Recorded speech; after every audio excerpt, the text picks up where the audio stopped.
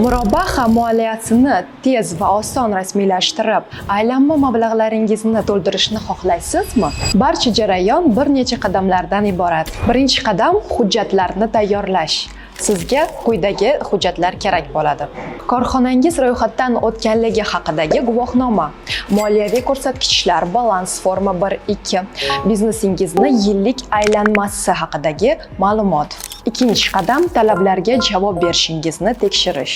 Moliya olish uchun korxonangiz kamida 1 yil faoliyat yuritishi va garov ta'minotini taqdim etishi lozim. Uchinchi qadam ijara lizingga ariza topshirish. So'ng biz bu arizani tezkorlik bilan ko'rib chiqamiz.